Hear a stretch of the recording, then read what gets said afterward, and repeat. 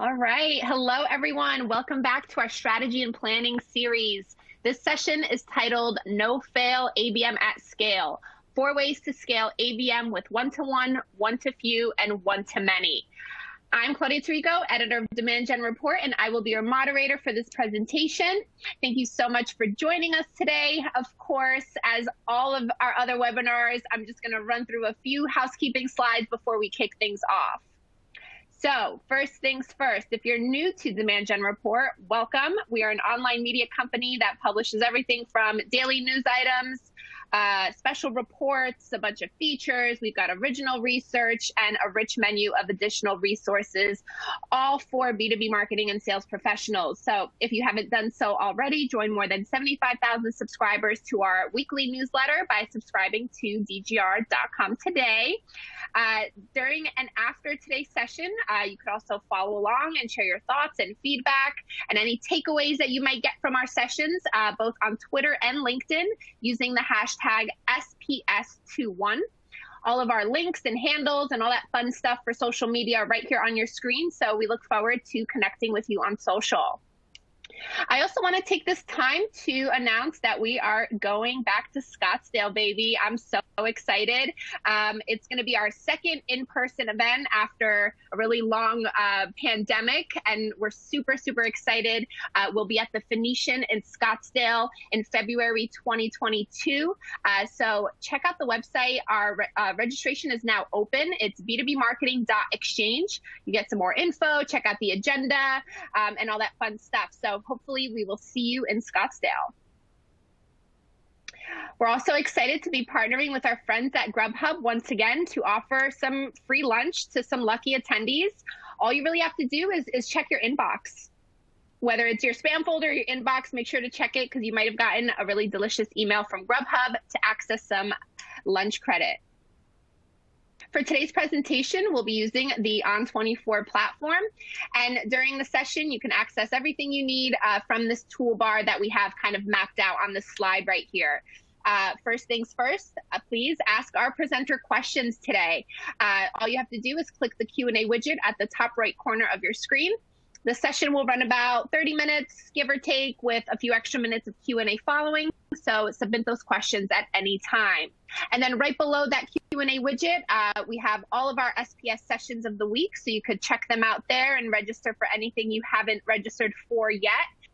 And then right below that, you'll find some additional resources that we've made available for you. And then in addition to joining the conversation online and submitting your questions, please just let us know how we're doing. So really, we've just put together a very quick survey for you to take once this session ends. It'll come up automatically, or you could pull up, complete, and submit the survey at any time during the session by clicking on the little survey icon at the bottom of your screen. It's actually circled on the slide at the bottom right there. So before signing off today, please take a moment to just fill out this quick questionnaire so we could continue to enhance our events to your liking. Finally, today's session is being recorded, and all of our attendees will receive an archive link to the presentation to go back and review and share with colleagues. All right, well, now I'm so excited to introduce my friend Caroline Van Dyke, head of ABM content at RollWorks. Caroline is a B2B marketer with a knack for building startup content strategies from scratch. With a passion for crafting the right message at the right time and a good pun, she leads content for real marketers by telling their real stories. In the rare case that she's not busy writing, you could find her consuming true crime podcasts, stand-up specials, and copious amounts of cheese. So clearly, Caroline is my type of girl, and we are in really great hands today. So with that, I'm going to pass things over to Caroline to kick things off. All yours. Thanks, Claudia. I am glad that cheese is what is introducing us today to this webinar.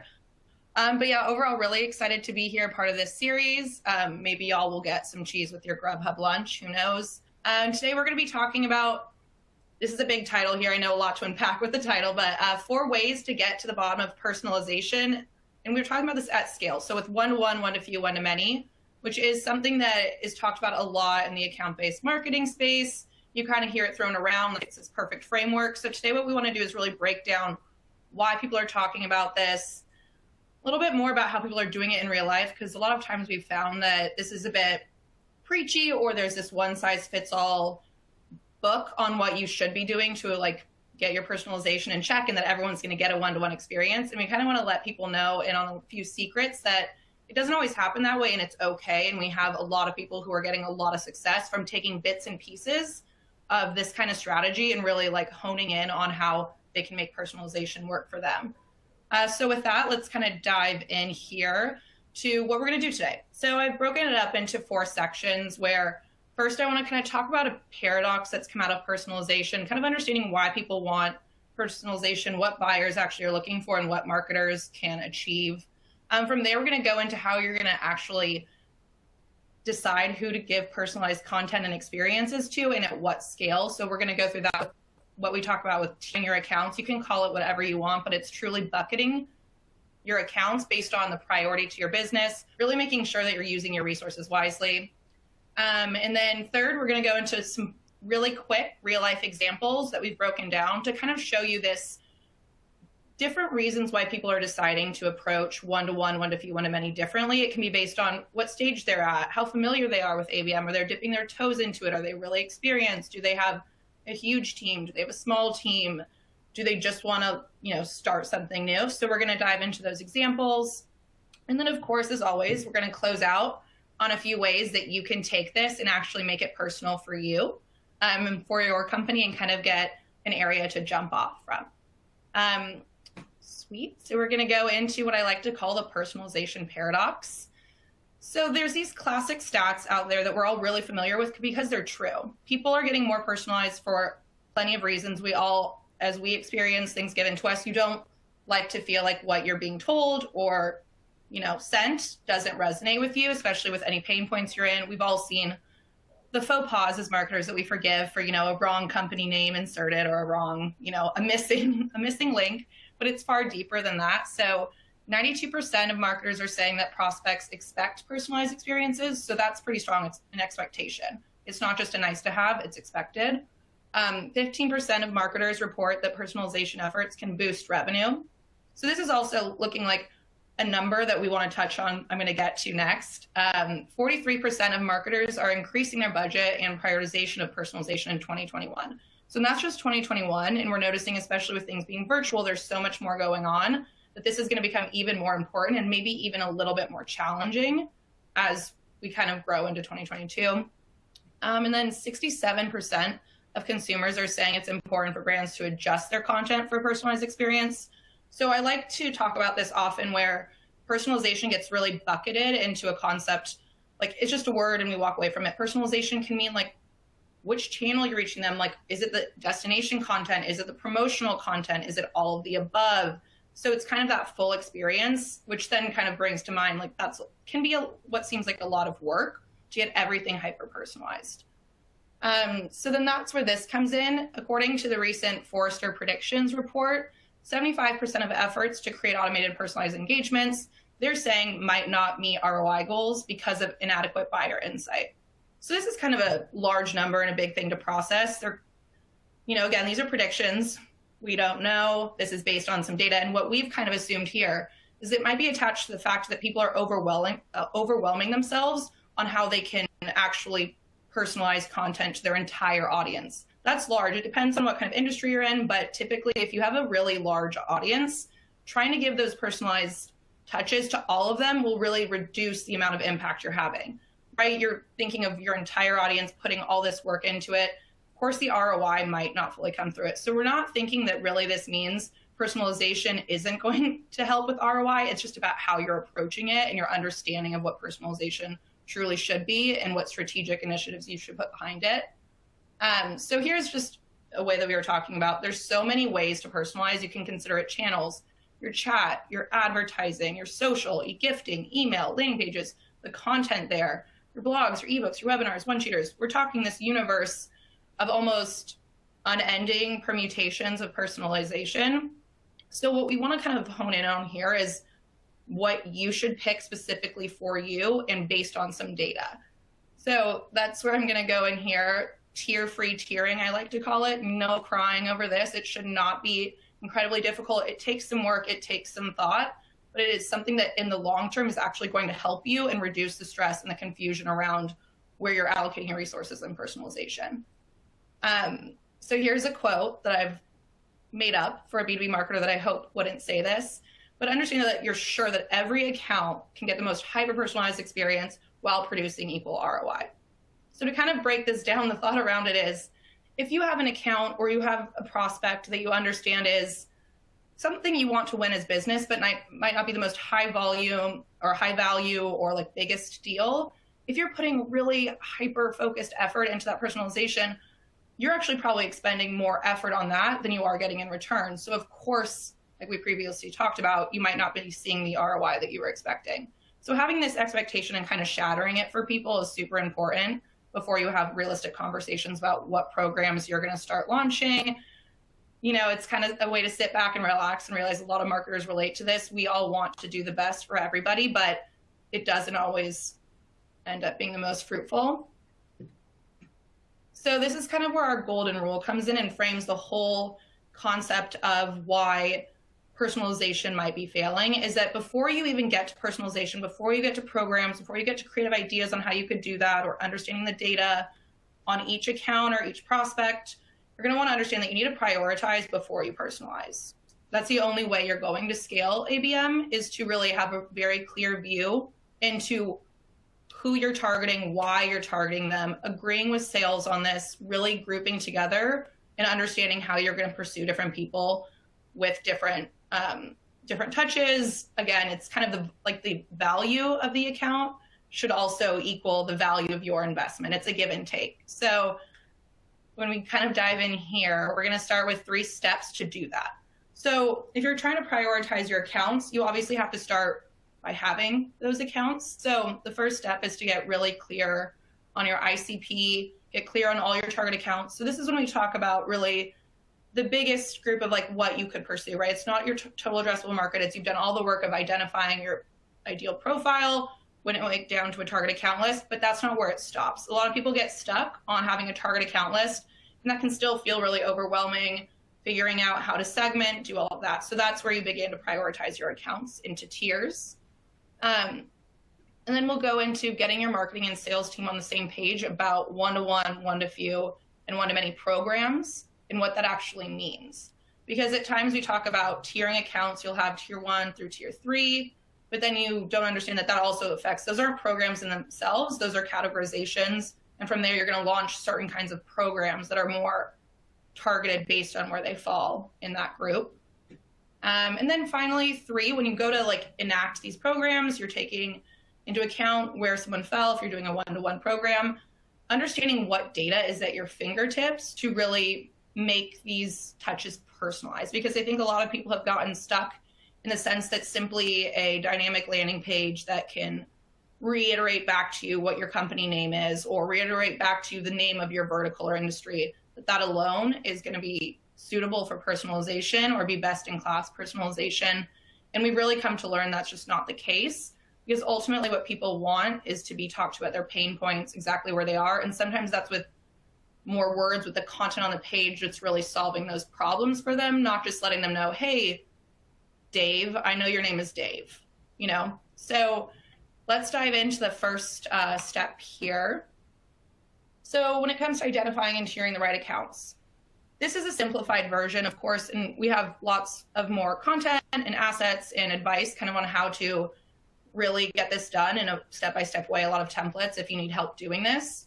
But the first step, as we talked about, is identifying all of your target accounts through your ICP. So you look here like tier 3, tier 2, tier 1. These are all encompassing of your target account list. So to start getting your ICP clear, you're going to want to start with the existing data you have in your CRM, marketing automation. So you know what you're going to do is kind of fill that information in, have this profile of what your target account list could be based on their firmographics, technographics, you know, revenue, geography, size, all of that. So you have a clear picture, and you're going to then, you know, hopefully have some vendor data or your data to really understand what companies out there match that profile. And so this for different companies could spew out something along the lines of, depending on your industry, maybe you only have 1,000 target accounts that match what you're looking for, or say you're a different company who have 5,000, or you're someone who has 300. These kind of things will impact how you tier, and that's why it's it's tough to give a one-size-all bit of advice to someone, because you're going to really want to look at the nature of your business and kind of what you need, and also the size of your sales team. So something will come in like that. If you have tons of target account lists, you might even need to prioritize it down to an even smaller target account list and then tier it out. It really depends on what you're looking to do. And that's where tier 3 will come in, though, is honestly, that's where most of your accounts can go. And you can do just your general always on personalization to people, even within maybe just your broader ICP that aren't on your target account list. So there's a lot to break down there. So then the way you're going to actually be able to start prioritizing is, we always suggest there's ways to do it with predictive analytics. You're going to want to look at your best closed customers. So for example, you have an idea, here's a handful of like closed won accounts that really are high value to our business. You can start to train a model to then analyze all of your target accounts that are potential against that to start grading them. So, hey, this list of 100 accounts are most close to your top closed accounts in the past. These seem like they're really going to be great for your business. Automatically, you start to think, okay, that should be my top tier. That's what I'm going to pursue because these will have the most value to my business. And that might have diversity in like what level of engagement they've had with you. There might be a combination of accounts on your tier 1 that are more unknown, or some that are more, known to your business. So there can be a combination there. And then obviously, as you move through these different tiers, that's how you're going to do that. And you can layer in different bits of data. So this is typically, we suggest you start with bit data. Again, those are firmographics, demographics of personas. So then you're going to start to move past that and pull in intent data as well. So that gives you more insight into who's ready to buy. So you might have a high fit account, but if they're not really ready to buy, you might want to kind of have a mix of those in your different tiers so that your sales team has more to work with. And then, this is where you'll start to kind of launch a conversation with your team about what the difference of these programs are. And then you'll want to also have an open dialogue with sales about moving people in and out of tiers. We have a couple use cases that we'll get into where that's the case. So you can refresh this. This isn't permanent. Your target account list should stay pretty steady, but the ability to move through tiers might change with time. So have some flexibility and understanding of that, and have your programs ready to kind of be a little more flexible. So then this gets to the good stuff. You've kind of done all your homework. You understand where different accounts lie and your priorities.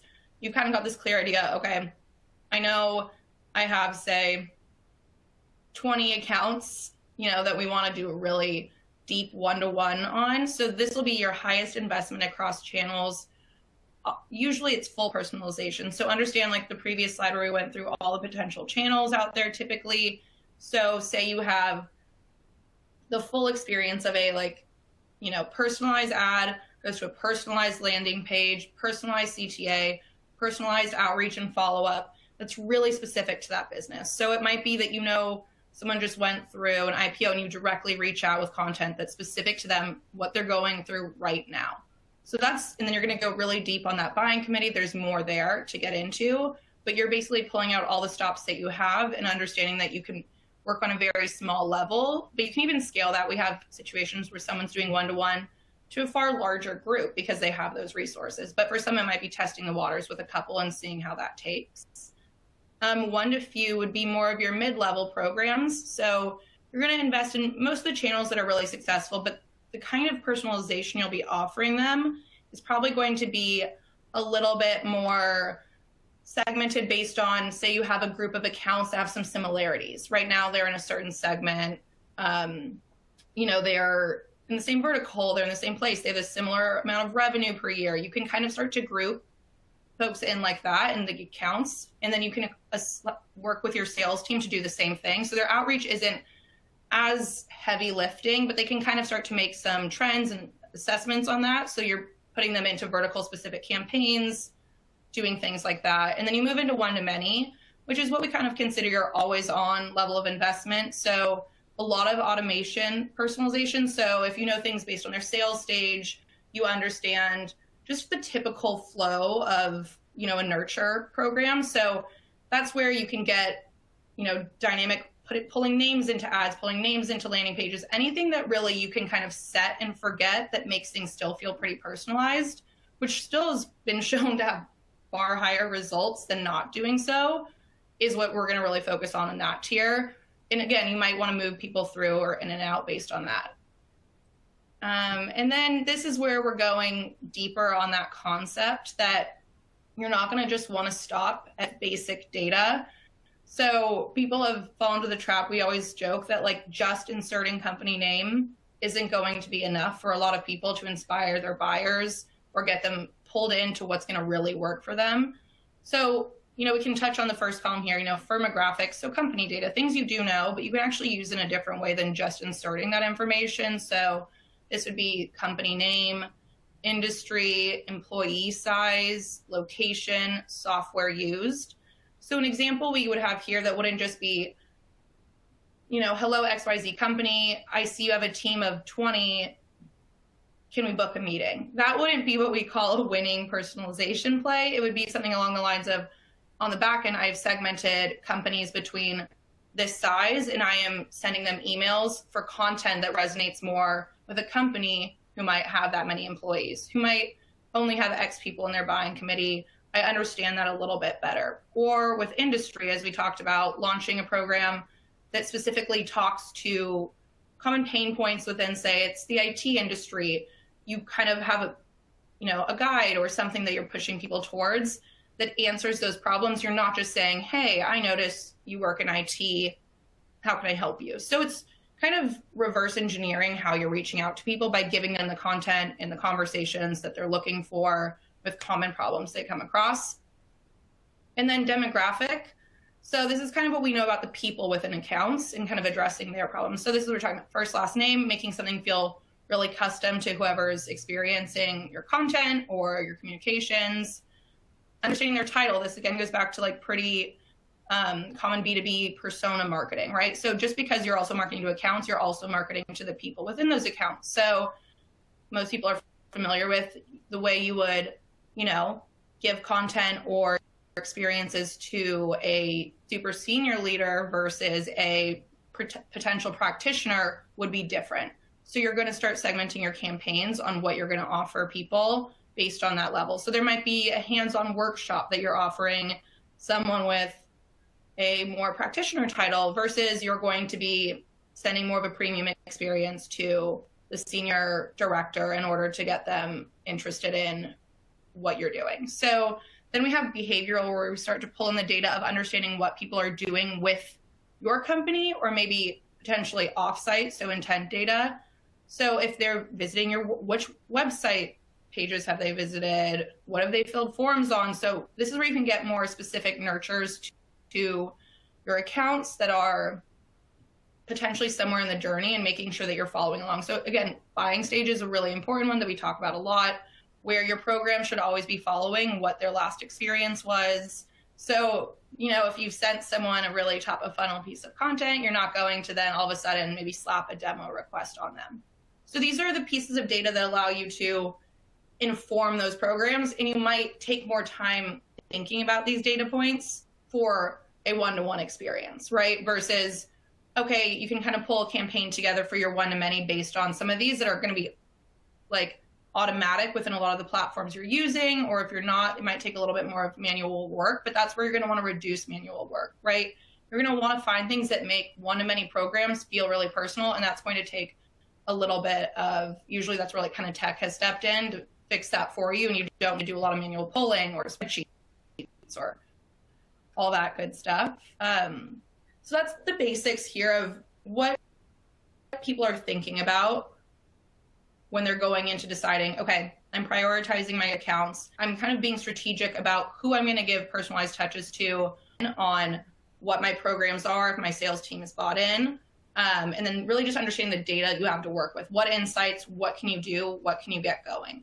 And so this is what we've worked with a lot of companies on developing, but specifically for them, because not every company is going to come to you from the same industry or the same experience or the same team. What we come across a lot is how ready a team is to kind of test out every tier. You know, it's kind of a nice idea, but sometimes you've got to get started somewhere. And for some companies, they get started with way more intense one-to-one versus another companies like, we're just going to test out one-to-many and see how that goes. So that's why I've put together kind of this zoomed out view of 4 distinctly different companies and how they've approached this sort of framework and this approach to ABM, because in reality, we tend to bucket people a little too easily. And so you're going to ask, like, why aren't they all doing it the same? Why would someone, company C, do one-to-many when company B just does one-to-one? And so the question here kind of is, how can you take the learnings from various companies and where they're at and apply them to your unique situation? And that's where we're trying to give people a framework to jump off of and feel a little bit more related, like there is someone out there that probably is similar to you, and you don't need to just read the one prime example that's out there that feels kind of pie in the sky and feel discouraged, because there's every company that we've worked with who's trying to get started, whether they know ABM well, whether they don't, there's something that works for them and will make ABM even easier. So for example, company A, they're doing one-to-one, one-to-few, one-to-many, and that might look different than company D's one-to-one, one-to-few, one-to-many. But then we have company B and C who are kind of these outliers of just testing out one of these segments. So let's kind of walk through what these approaches are to understand why they might have made these decisions, how you can start to think about your own kickstart for your program. So company A, as I like to friendly call them, they're a recently IPO'd cloud data technology company. So understanding they're in the tech space, who their persona that they're marketing to might be, what kind of accounts they're targeting, their ICP. So I always like to start with the details of a company, just getting to know them. So for example, an ABM and marketing team size about 15 to 20 people. That can be kind of what we consider a pretty decent place. There's resources. There might be a chance for there to be a dedicated ABM team, really, getting close and familiar with ABM programs. So again, their maturity level from an ABM standpoint, we like to start with understanding like exceptionally mature. They really understand it. They've been working with it. And it was like a very deeply invested in strategy, just getting bought in. And their tech stack, they have a full ABM tech stack. They have third-party data, intent, engagement. They have a lot going on, right? So this is a very good example of, if you're in this place, the way you start and scale looks a little different than another company. So per usual, what we kind of run into is a traditional spray and pray approach for them wasn't working. The ROI was just not coming in, which is kind of something that we've heard a lot of. And then one of the biggest issues they also had was, even if they were on top of their programs, their kind of sales team working in a disjointed way with them, even if they made progress somewhere, they weren't working off the same accounts as their sales team. So there was a lot of confusion there, and also confusion around, was marketing making intentional one-to-many touches? So we really had to dive into dealing with ABM as their solution to this problem, which was kind of a no-brainer for them. But then it was, how do we actually get this to work, and how do we align our teams? So they were really tight-knit with sales. What they did is actually create these pods where they're one-to-one were specific programs, one-to-few specific programs, one-to-many, and each had their own team working on this.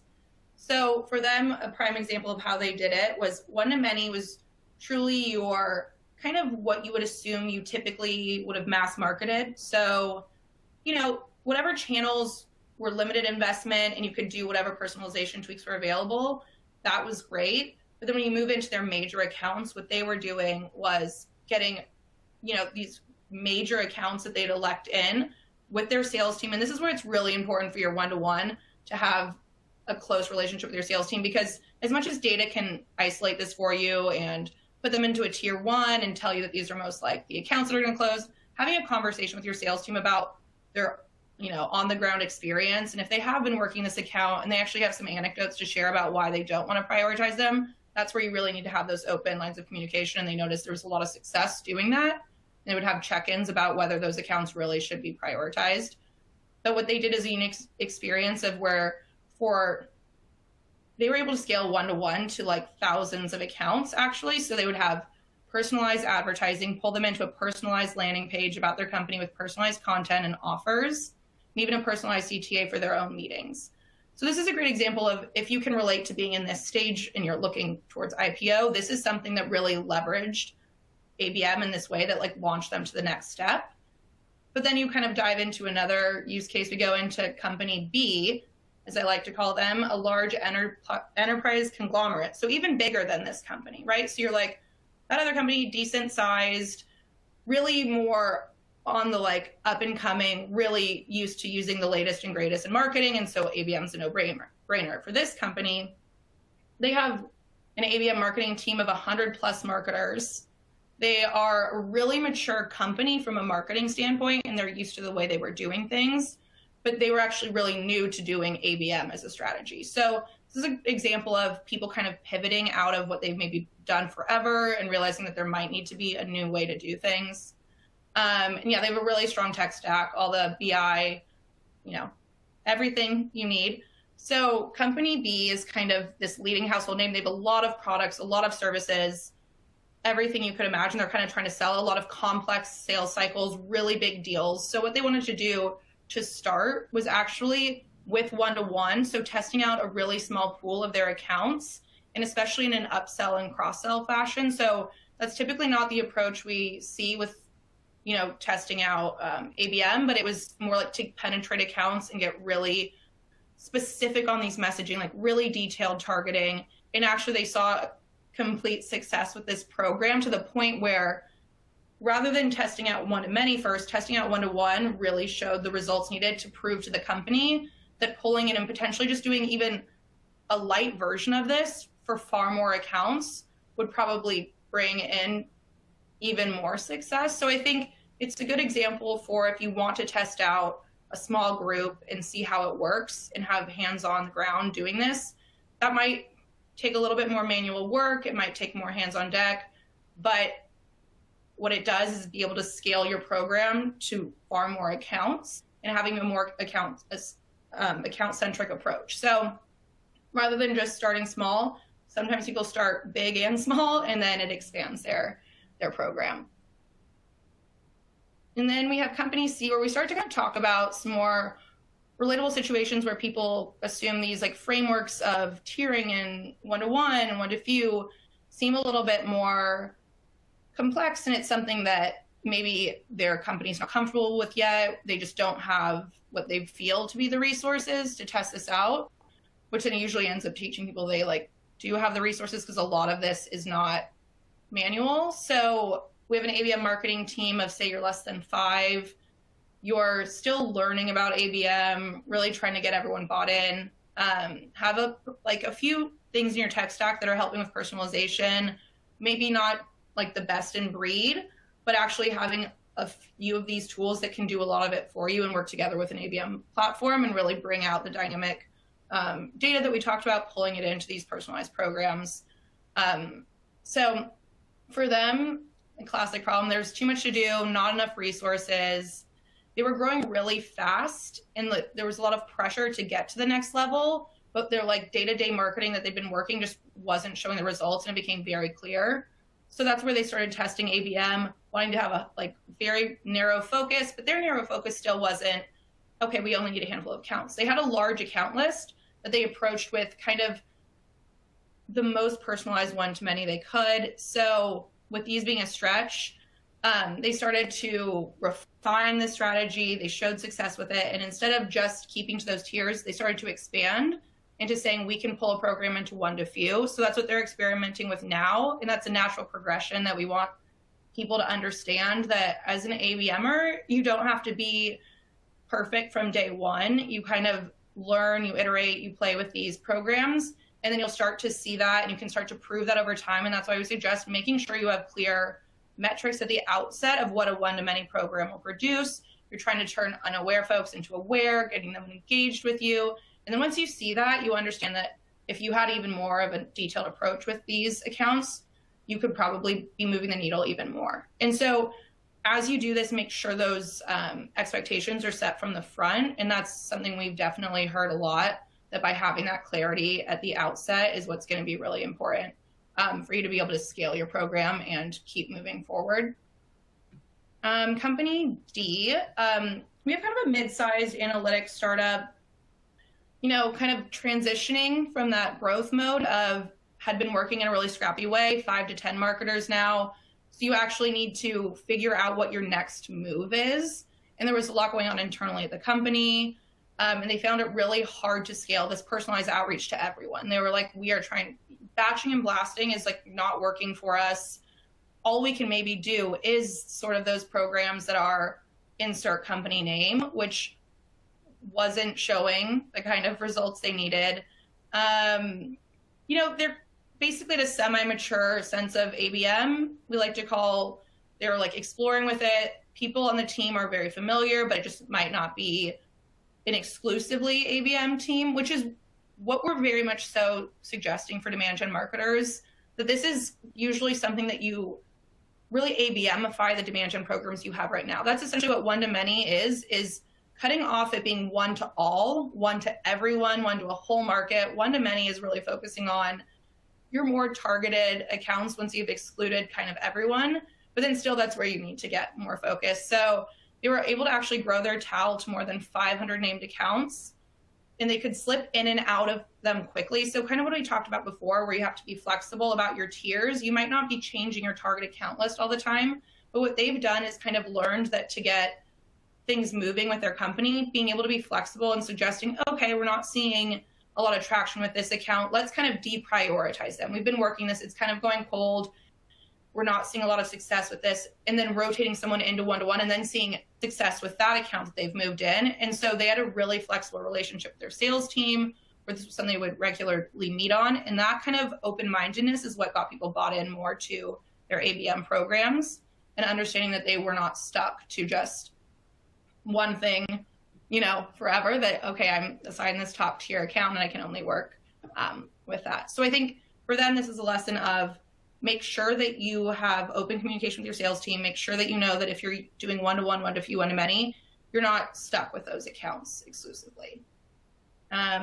Cool. So now we're going to go into kind of how you can start to activate this, because a lot of these lessons are more getting your mind open to the fact that you can even approach doing one-to-one, one-to-few, one-to-many, and you can pick what works for you and kind of view it in a new way that's not prescriptive. It is not all these confusing formulas. It's just really a mindset of, okay, if I'm going to go out and try to personalize for everyone, no wonder I'm going to get tired. No wonder I'm going to see limited results. No wonder I can't really gauge if the personalization was working. How do I really know?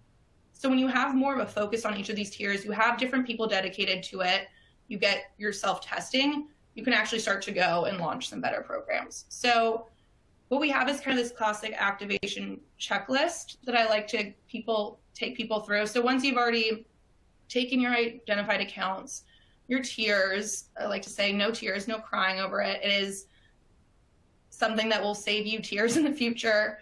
And so you're going to start applying the lessons from these companies that if you took any inspiration from bits and pieces of this company, again, linked on this webinar is a copy of the full landscape of these different companies and kind of what got them motivated, kind of diving into the mind of the marketers and the companies and what struggles they actually went through and how they overcame them. So I'd suggest kind of diving deeper into that to really see where you relate. And then we like to make getting started easy. So you kind of go with this checklist, understand that if you have a view of all of your channels, you're trying to make logical decisions on your marketing mix, go through this checklist and just present it to your sales team as well to understand at the outset, here's why we're investing in all of these channels and all these experiences for tier 1. Here's what we're kind of doing for tier 2, tier 3 a little less. And then we always like to include, if you still want to do your always on marketing, your demand gen, your inbound, honestly, that makes sense. It's just how much effort you're going to put into it. If it can happen easily, great, but that is not where you should be prioritizing your effort or your marketing dollars. That should be passive, consider it almost like passive income. That should be happening for you. That should not be you putting all of this effort into it. And then, so keep iterating. It's such a cliche in marketing terms to say iterating, but you have to have your kind of finger on the pulse. And I know this is where the big metrics in ABM can get intimidating sometimes to understand that what you're ultimately trying to do is impact revenue, all of these really important business metrics, which it will lead to. But that doesn't mean that on the ground, of course, to get to this point, you need to monitor day to day how your accounts are moving through their journey. So if you're noticing you launched a certain program that was in order to move people from unaware to aware, whether that's visiting a couple of web pages, whatnot, if people are getting stuck there, that's where you dive in and you create a new program specifically for that segment. So don't try to do everything for everyone. Really get a little granular on what's working and what's not working. And you can make some switches here because this isn't something you should just stick to blindly if it's not working for a little bit. there's little tweaks you can make, add new campaigns. And as always, I say personalization, a lot of it is repurposing, reconfigure things for people. Just always be really conscious of what experience you'd want to have. As a marketer, I think that's something to consider, is always put yourself in someone else's shoes and know that your, conversations online or in person are very personal to what they're looking for. And we all make mistakes too. So if you ever put in the wrong company name in a, subject line, don't be too hard on yourself. That's my closing lesson on this, but hopefully this answered just kind of what's going on in the world of tiering, prioritizing, all these kind of words that are thrown at you. And this is just how it's working for people day to day. So I think with that, we can get to some, yes, as I said, if y'all would love a copy of this, it is linked here. We will probably be sending it out. It is the full story here about how to get to ABM with maybe a couple failures, because that's what's to be expected, but not many, because we have your back. So let's get to some questions. I think Claudia will be joining us again. Yes, thank you so much, Caroline. You always put on a really great show. So thank you for that. And we got some really good questions. So let's get right into it. Actually, no, before I get to those questions, just a quick reminder, everyone, please take our survey. That'll automatically launch when the session ends, or just click that survey icon at the bottom of your screen and then take the survey, submit it, and do all that fun stuff. So thank you. All right, first question. What is the difference between one-to-many and demand generation? Do they overlap in any way, or are they different? That is a great question. I think I try to touch on that somewhere in here, but we also consider demand generation. This is a big conversation for account-based marketers. Is this completely different? No, I consider creating demand is something account-based marketing is. We are still trying to really harness demand and really capture that demand, engage with that demand that exists. So I do think that one-to-many, as I talked about, is just kind of breaking out some of the noise of your traditional demand gen, where you might be just targeting personas from any company and not really have that built in. It just helps you not do so much of that. But one-to-many is probably your largest bucket in a way that you probably could be marketing to most people in the first place. So that's probably what, as a great demand gen marketer, you're probably already feeling relatable to that. And that's why it's so much easier to dip your toes into it, because it's just kind of the one step above where you're thinking about, okay, this is not for everyone. This is still kind of focusing more on the account first. But yeah, I would never say it's completely exclusively different concept. Awesome. All right, next one. What are some of the easiest personalizations that make one-to-many feel more personal? It's all we can do right now. Get it. Exactly. So I think that kind of is the same thing. One-to-many is so appealing in the sense of you can make things feel so much more personal. That's why we talk to a lot of people who have large target account lists, and you can scale personalization to all of them, right? So that's why the idea that one-to-one was just ABM in the past, where like ABM was considered only one-to-one interactions, then everything else had to be kind of like mass marketing, is just not true anymore. And a lot of this is because of tech and what we have going on. So we suggest is a lot of the dynamic things that can happen. So whatever your tech stack kind of has going for you, you can set up automatically that someone's name enters, the ad. That is still great. You can basically move people through automatic nurtures that know that someone's downloaded X, Y, and Z in the past, move them through the funnel without you lifting a finger. So I think I would just really investigate a lot of those things that are automatically personalized, or if it's as simple as splitting up your email database in these kind of clear segments where you have always on approaches to how you're sending them different content, just having that existing. Build those programs. It will be far better than, I think the key here is just to make sure you're not marketing to everyone. Like put those efforts into some sort of account prioritization, and you'll be able to have much more success. Awesome. All right, I think we have time for one more question. Throw it at me. Yeah, all right. I'm gonna try to pick one. Can you have a mix of highly engaged versus unengaged accounts in tier 1, or is it just high engagers? That is a great question. I think this comes up a lot as we consider different data inputs for how we prioritize accounts, because there is a concept to really stick to fit first as a reason. So for example, if you have a really like this star of a deal that you want to close, you know that it's going to be an amazing logo, an amazing account, and you really want it as business, I would consider that tier one, even if they haven't engaged with you before, because just because someone's not interested in you, right, doesn't mean you automatically abandon ship. And that's really the core of account-based, is we want to be really focused on what we know would be a great account. But to be fair, that would be a different marketing approach to an unengaged tier one account. Then that's where that still comes in. The sales stage still matters when you're marketing to people. So yes, if you have a highly engaged tier one, you're going to be talking to them a little bit differently. But I would never suggest that you think about tiers as funnel stages only, right? So you're going to always have like ready to buy tier one, like that is your like cream of the crop, gold, how great. But you're going to have some of those tier one accounts that might just be a little bit cold, not fully engaged with you, and you want to keep working them and working them. And we've talked about maybe if you go through cycles and your sales team's in agreement, you could eventually maybe bump them down a tier. Like there's flexibility there, but I wouldn't get those converge too much where you think you can only have tier one that are ready to buy today, because then you'd just be focused on the next best thing, and that's not a really great long-term strategy. Awesome. All right, I think I lied. I'm gonna throw one more at you. Hold on. Okay. All right, one more. Can I take this approach to post-sale? That is actually with company, the second company we talked about that's kind of one of those bigger conglomerates, has been around, has really complex deals, really high value they could get out of closing one account, very large deal size. That's an example where using it for upsell is really important, and just retention, I'd have to say. So one of the two is just make sure you're constantly engaged with that account and how you market to them. So that's one of the use cases that for sure it's used for post-sale.